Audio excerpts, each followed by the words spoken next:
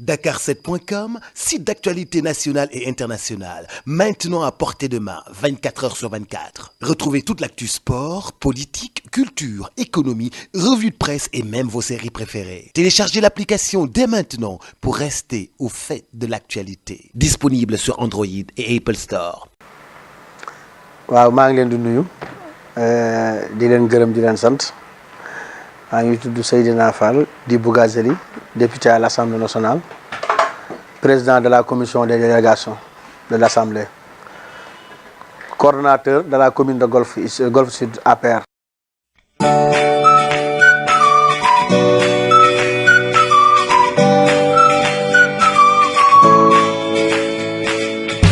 waaw relation yi ma amoon ak moom mooy suma xarit la woon suma yaay la woon suma jigéen la woon suma sœur la woon mu nekkoon nit ku baax nekk jigéen ju sell jigéen ju maandu jigéen ju jàpp ñàmburam nekk jigéen ju jàpp le président de la république nekk jigéen ju bëgg Sénégal jëm kanam bi ma koy mujjee gis ñu ngi daje ci bureau docteur Cheikh Kanté ñu amoon manifestation bu ñu doon def Pikine ñu ñëw doon ko ci yëgal pour mu jàpp ci manifestation boobu keroog laa mujj gisee ak moom ñu toog mu wax ju rafet ci man seede ju rafet ci man te loolu bu ma seedeel lu ko raw moo nekk ci moom moo tax bi ma nekkee Touba yëg ni dafa faatu sama àdduna yëpp tukki moo tax ci guddi gi laa takk samay bagage ñibbisi maa ngi koy jaale ay mbokkam te it di naqarlu li nga xamee ni moo ko dal loolu tiis bu rëy boo xamee ni Sénégal gépp ko jooy Sénégal gépp ko naqari ba tax na maa ngi koy ñaanal suñu borom xaare ko àjjana firdawsi.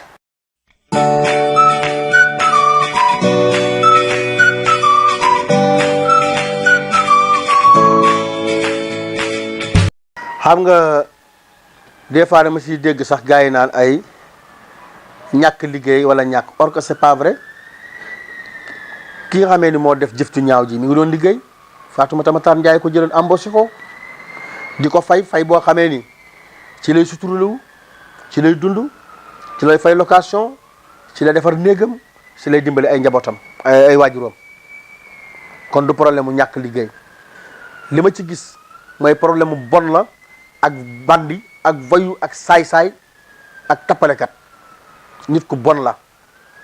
moom mi def lii nit ku bon la nit ku bon nag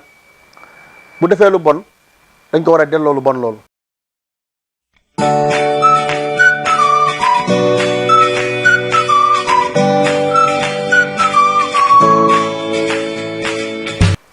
ba may wax naan nañu andi peine de mort booba yii yëpp dafa mel ni gisoon naa ko diggante bi ma ko waxee ak léegi ñaata nit lañ fi rey diggante bi ma waxee nañ fi andi peine de mort ak léegi mu andi coow ma def proposition de loi bi ça fait 2 ans au niveau de l'Assemblée nationale ba maa ngi ak décharge bi boobu ba léegi ñu ngi tendeefal rey yi di gën a jëm kanam la seule solution bu mën a jeexal rey yi mooy ku rey nañ la rey loolu daal laa xam ni moo mën a régler problème bi. mais yàlla moo ñu bind moo ñu moom moo ñu ëpp yërmande moo ñu jox teraanga te yàlla def ne ku rey nit nañ ko rey fekk defu leen li ma leen wax man yàlla du ngeen am jàmm mooy lii tey nga xam ne kii tey bu fekkoon ni tey rey nit rek ko taxoon a jóg kese mais am na yaay na dem rey yaayam su boobaa ñu xool ni xam ne kii kat xëy na leneen a tax dafa dof ak yooyu waaye yaayu jàmbur la rey tey ki mu rey nii def ko jëf ju ñaaw ji du n'importe qui dans ce pays du n'importe qui Fatoumata Matar Ndiaye nekk na fi député nekkaat fi vice présidente conseil économique social environnemental kon du n'importe qui te kilifa la te mag la mu nekk soutien des familles avenir am yëpp mu liggéey ko Sénégal avenir am yëpp mu liggéey ko ngeen njabootam avenir am yëpp mu liggéey ko pour sénégalais yi tey nga xëy xale bu ndaw nga tër ko rendi ko et puis bu fekkoon ni dafa yem ci rendi sax nga mën a wax waaye jamat ay paaka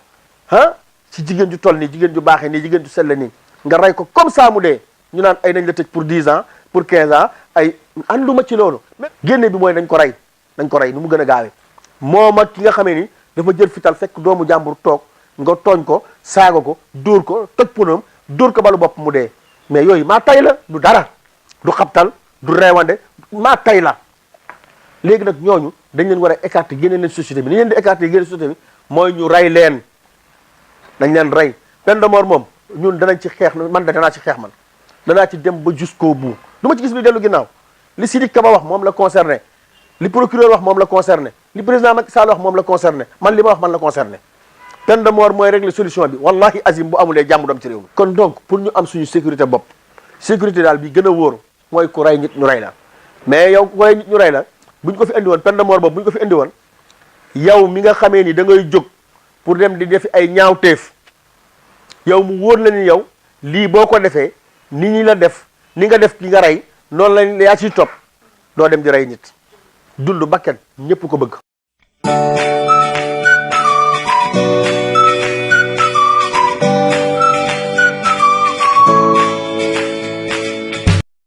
waaw xam nga président Macky Sall moom il est le président de tous les Sénégalais man Bougazelli je suis député de tous les Sénégalais yàlla def na moom niveau bi mu toll man tolluwuma fa moom noonu rek la mën a waxee moom président Macky Sall position boobu rek la mën a jël mais man tamit position bi laa mën a jël. injustice Macky Sall du ci dox lu bon Macky Sall du ci dox Sénégalais yi Macky Sall président Macky Sall du tibb xaaxaam mukk di ko def ci gémmiñu Sénégalais yi boo xoolee président bi gën a yërëm Sénégalais yi mooy Macky Sall su jëlee position boobu c'est normal mu jël ko mais man position bi ma jël du ma ko wàcc de. danaa ci dem ba keroog ba xam ni lii mënut a nekk Sénégal yi xam ni xeex naa ci ba xam ni lii mënut a nekk.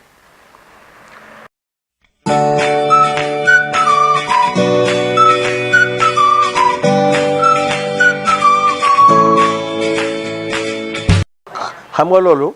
dama dégg association des droits de l'homme yi ñenn yi di ko ci wax or que c'est pas vrai loolu yàq xelu sénégalais la ay États-Unis ñoom ñu koy appliquer c'est pas vrai man dem naa États-Unis boo demee New York wala Bronx wala beneen dëkk boo fa déggee nit ku faatu balaa nga koy ku ñu rey balaa nga koy déggaat di nga toog 5 ans 10 ans da ko déggaat c'est rare nga koy dégg booy wut fit ba yegg ci américains yi ñoo la fit fukki yoon ak juróom mais dañuy jël loolu bëgg ko naxee nit ñi naan waaw États-Unis mi ngi koy utiliser te peine de mort c'est pas vrai amut États-Unis peine de mort boobu ñu utiliser tax na ba foofu doo tëb rek rey nit c'est pas vrai amut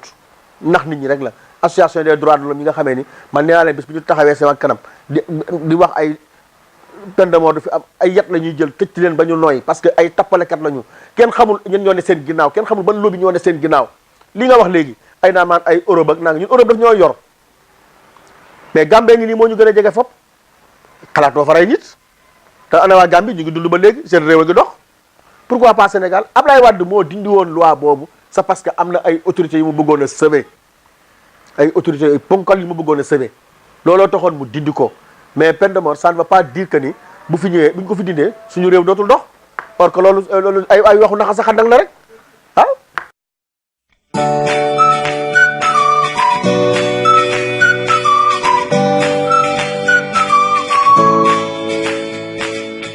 non loolu ay waxu politicien la rek ay waxu nit ñoo xamee ni saa waay amuñu ay argument mais yow Ndiaga Diouf nga xool anam buñ ko reyee man keroog bi ñu koy rob dem naa ca ba biñ koy suul mi ngi nàcc Ndiaga Diouf bal bi ko dal ci ginnaaw la ko dal ci loos bi la dal dalu ko ci dënn bi xam nga bon man du ma juge mënu maa juger ma dëkk ak moom Géejawaay papam ñëw na ci man wax nijaayam bu bokk ak yaayam ndey ak baay te ma yor dossier bi Lamine Thiam ñëw na ci man wax ay délégation ñëw nañ ci man wax problème mu Ndiaga Diouf gif metti leen lool man leen doomu Géejawaay la nu ma ko mën a taxawoo dinaa ko taxaw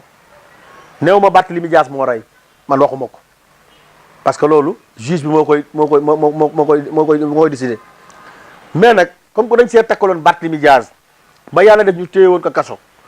ñu may ko liberté provisoire mu ñëw nekk député et puis am na droit moment boobu nekk député parce que booba kenn tëjagu ko kenn jugé gu ko am na droit dugg ci liste yi nekk député bi ñu demee ba ci biir mu nekk sous contrôle judiciaire moom Barthélémy Dias chaque jour su bëggee génn réew mi dafay dem présenter wu devant le procureur pour demander autorisation de sortie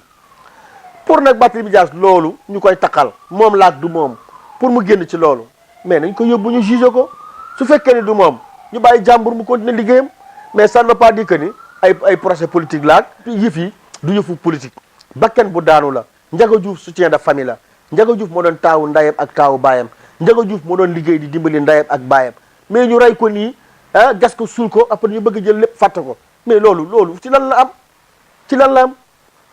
mais lii bu ñu ko réglé wulee ëllëg mën na jur leneen mais Barthélémy Dias tey dafay politique moom nee na dafa am ëllëg jiite réew mi ci li mu wax bu jiite réew mi xanaa ëllëg dina def tournée dana ñëw géejawaay waay bu fekkee ni lii setu ci nag moom mais bu duggee géejawaay leneen mën na ko fa fekk parce que nag ñun doomu géejawaay dañoo solidaire de kenn rek moo solidaire wul mooy Malick Gakou parce que lu tax ñu rey doomu géejawaay yow ngay dem di défendre ki nga xamee ni moom lañ ko jiiñ naan moom la loolu c'est grave moo tax waa géejawaay nga koy xaar ndax Ndiaga Diouf doomu géejawaay la man keroog à ma grande surprise bi ma déggee ni Malick Gakou ci salle bi toog ma gis ko ci télé bi muy soutenir Barthélémy Dias te Barthélémy Dias ñu am luñ ko jiiñ loolu ñu ko jiiñ si kan daal doomu géejawaay mu soutenir ko su ne bëgg na géejawaay day nax waa géejawaay.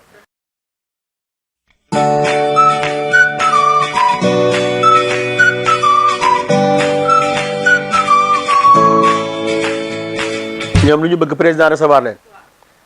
ay sénégalais lañu am nañ ci droit président war na leen mën a recevoir déglu leen mais wattu Sénégal boobu mooy digal Sénégal ñoom bu xam ne ku mënta wattu sa kër mënoo wattu fa nga dëkk nooy wattu Sénégal lu ñu dara ay tappalekat la ñu. ak marche bu ñu def nii. man marche lañ fi def. le 14 octobre. le 14 bi ñu fi waaw luñ fi génnee. luñ fi génnee. non déglu ma rek yow tamit luñ fi génnee lu mën a yëngal république bi wala lu mën a yëngal APR lan lañ fi génnee. et puis mars boo koy def ko dimanche def ko samedi waaye bàyyi ba àjjuma jot 3 heures nga ni da ngay woote mars si taatu jumaa ji ngay commencé dox loolu mars la am na su ñoo xam ne dañoo julli dañ ko dañuy ñëw seetaan si topp ci mu mbaay bi moo tax fu ñu mujjee Malick Gakou stade Demba Diop lañu ko jàppee mu mel ni Boeing 747 ay garde corps sax mënuñu ko téye foofu la ñu mujjee Abdou Mbaye fan la mujj si taxi am na si yoo xam ne ni toujours sa bopp la ndax ñoom la ñuy kaas la ñu doon wax Sénégal yi ànduñu si ak ñoom ndax ku nekk xam ne ni le président Macky Sall il est en train de faire un excellent travail Sénégal yëpp nangu nañ ko bilan Macky Sall bii ñu gis moo leen yëngal mooy tournée économique bi mu def. mais ñu bëri mere nañ affaire marche boobu. waaw ñu bëri weddi nañ ci affaire parce que ñu ngi critiquer président de la République le fait que moom ba mu nekkee woon ci opposition bi lii la doon xeex tey mu dem si pouvoir bi sonal waa opposition loolu est-ce que c'est normal. dama ñu la da nga naan yow yaa mere waa APR yow mi ànd ak opposition bi yaa mere waa APR waaye ay sénégalais yi mere waa APR ndax sénégalais yi laay dugg guddeeg bëccëg maa ngi ci ñoom maa ngi dégg seen réaction président Macky Sall jaanam wàcc na li mu war a def na ko ñoom ñu demandé autorisation benn ñu nangul leen ko ñaareel bi ñu ne leen fii ngeen di yam fii ngeen di tàmbalee fii ngeen di yam ñu dem defi seen marche ba ñu ñëwee ba foofu ay force de l'ordre taxaw ngeen bëgg a jaay leen doole forcer leen mais bu ci nit deewoon nag bu ci nit deewoon nag te ñoom la ñu bëggoon mooy taal réew mi la ñu bëggoon booba taal réew mi leen taxoon a jóg parce que ñun tamit amoon nañu écho yëpp boo gisee maa ngi félicité le ministre Abdoulaye Daouda Diallo mu jëloon matuwaayam yëpp c'est parce que ñoom li ñu bëggoon mooy biir Dakar tak intention boobu la ñu amoon.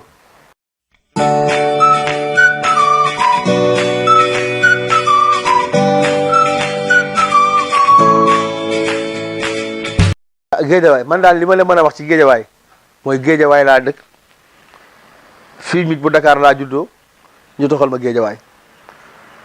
ma yaroo fa màgge fa mën naa ne def naa fa 30 ans xam Géejawaay bu baax miin Géejawaay am fay dëkkandoo di politique Géejawaay nag waa Géejawaay gépp jóg jàppale ma loolu xam naa ko balaa ngay foqati Géejawaay sama loxo nag ragal naa ni moom dana la wex xat mais Aliou amuñu benn problème vraiment amuñu benn problème des fois nag politique day toll benn période boo xam ne du ñàkk embouteillage am foofu nag ku nekk yaa jël ses responsabilités am sa fulla ak fayda gu mat sëkk rek la ko xëy na toll woon nañu foofu jeex na fi may waxee yow jàmm rek la ñu seex jàmm la ñu am ñu ngi doxal suñu parti ku nekk yaa ngi liggéey sa liggéey pour président Macky Sall am deuxième mandat mais amuñu benn problème Aliou Sall j'étais son directeur de campagne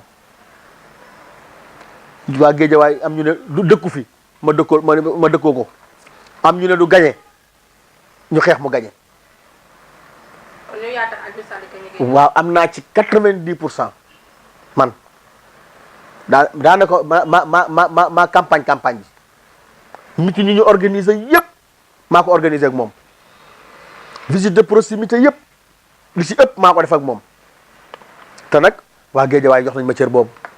te loolu balaa nga koy xam ñu dem ba ci élection locale yi ñu jëm Géejawaay dama la koy wax fii dama ñu la qui que ce soit ku ma ci àndul doo ko gagné ku ma ci àndul loolu Bougazelli ko wax ku ma àndul géej parce que bu dee base politique bi am naa ko ndax commune bi ëpp doole ci Géejawaay maa ko yor maa yor golf 74 bureau de vote la 14 centre de vote yeneen communes yi bu si nekk golf mat na la ñaar te golf yàlla suturaal na ma dëkk naa ak ñoom ci jàmm fi mu ne nii su ma demee permanence ba kenn du fa xaj te sekk naa ak ñoom jàmm sekk naa ak ñoom teraanga jege naa leen maa ngi dox ci seen soxla ñoo fal nag président Macky Sall de élection premier tour yi def na ma Bougazelli bu ma gañee golf gañee Géejawaay boobu maa fa nekkoon ak ñi ma àndaloon amul woon kenn koo xamee ni ñëwoon nga di ma dimbali ñu dem ay élection xeex ba gañe Ablaye Wade premier tour.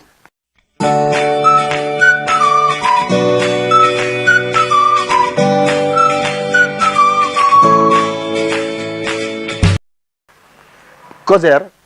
président Macky Sall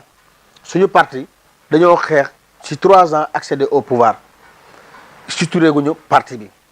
yàlla def bi ñuy dem ay élection ñu tegoon ay ay comité électoraux yooyu nag loolu la président maintenir Abdou Mbow fi mu nekkoon bureau ma ngi nii fi mu nekkoon président Macky Sall moo ko fa defoon jeunes yi teguñu ko fa woon mu nekk fa liggéey bu am solo bi ay atam matee ba bi mu âgé président da koo dindi andi Thérèse Faye mais la dame là bi muy wax ñun bi ñuy xeex fan la nekkoon man bi ma ko gisee télé bi damaa tiit mu yor làmmiñam bu rëy di wax damaa tiit dama ne kii kan la mais xamuñu ko. waaw mais kan mooy Mame Mbaye Niang ànd ak Mame Mbaye Niang dafa tax nga moom parti bi ànd ak Mame Mbaye Niang dafa tax nga def lu la neex ànd ak Mame Mbaye Niang dafa tax nga wax lu la neex ah teguñu ko fenn loolu na président jël ay responsabilités am affaire PDS yooyu nga xamee ni à l'époque loolu tax Abdoulaye Wade daanu arrogance boobu réewande googu fan la ko teg na président jël ay responsabilités am sanctionné leen sanction yu sévère du ñoom ñoo mën a tax président gagné ay élection wala mu ñàkk ay élection les jeunes là demoon fële def la ñuy def ñooñu xaw ma kan mais man wóor na ma ni président dana jàkkaarloo ñoom si lan lañ ko teg mais COSER Thérèse Faye bi ñu ko jox mais mérité leen ëpp loolu Thérèse Faye dafa xeexal Macky Sall ba bëgg dee daj ci lu ñoom ñooñu kenn dajut président jël ko wóolu ko dénk ko li mu ko dénk yow nga ne li président def du am te ñoom ñooñu di wax tey bu ñu doon dem élection tey COSER nii du ñu seen sax pon du Thérèse kon donc ñoom nañu yem te yaru parti dafay am discipline arrogance bi taxoon Sénégalais yi jëppi Ablaye Wade ñoom ñoo ko commencé te loolu moom du wéy loolu dafay jar ñu jàkkaarloo ak ñoo bokk parti mais dafay jar ñu xar suñu bakkan mënuñoo xeex ba Macky Sall ñu fal ko mu liggéey réew mi ba toll fii ay xale yu tuuti yoo xam ne ni tekkiwuñu dara bëgg ñëw fii di sonal nit ñi ak wax ju bari dañu topp fële.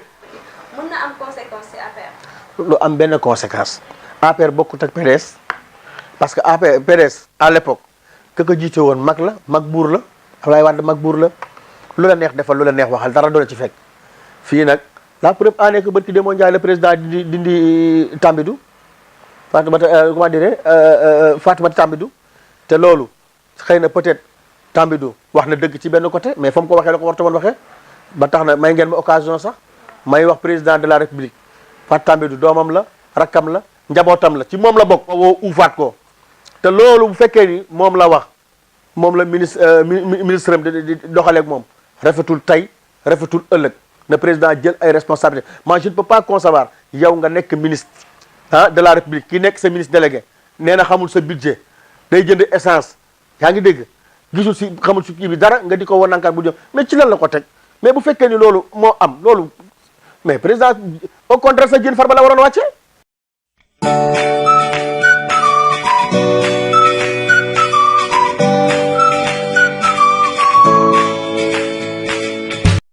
c'est-à-dire yéen da ngeen a gaaw rek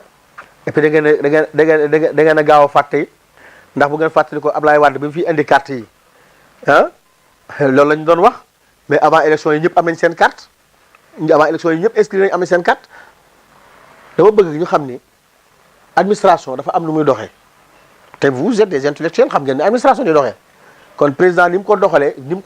dama ñu la démb dégg naa Touba commission yi fa nekk nee nañu 12 commission ña nga fa te mi ngi wàcc ñëw dem si yeneen régions yi mais carte yi nit ñaa ngi bindu. d'accord c'est normal parce que carte yu bees la ku nekk da ngay bëgg kut nga am dañuy jógandoo mais bu fekkoon ne dañu ne ay pour inscrire rek la ci liste électorale yi mais boo demee ci commission yi ñaata ñu nga fay fekk kenn ku bind balaa ngaa gisaat ku bind dana def 3 heures de temps 4 heures de temps mais dañu ne ay carte comment dire ay carte biométrique yi ku nekk bëgg cee am mooy sa carte d'identité mooy sa carte électeur yow da ngay gis ni da ngay kut bëgg am mais sénégalais yëpp danañ ci am bu soobee yàlla sénégalais yëpp te commission yi ñu ngi koy gën di décentraliser.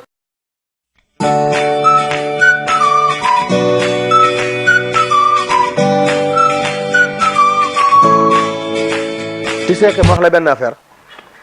Macky Sall président Macky Sall mooy président boo nga xam ne du waxantu dama la koy wax boo ko xamee ci moom baax na soo ko xamul ci moom nga téye ko mooy koo xamee ni depuis bi ma ko xamee ba léegi ça fait des années waxam du ci dellu ginnaaw mukk du waxantu mukk lu mu dul def du ko wax lii mu la wax man maa lay jox délai parce que am na loo xamee ni wax naa ko ministre de l'intérieur bi mu ñëwee commission man maa lay jox délai dans 2 mois di nga gis ni commission yi tas nañ ci réew mi yëpp ba yow boo toogee sa buntu kër sax bootul commission fekk la fa loolu maa la ko wax parce que président Macky Sall liggéey la xam te ci lay dox.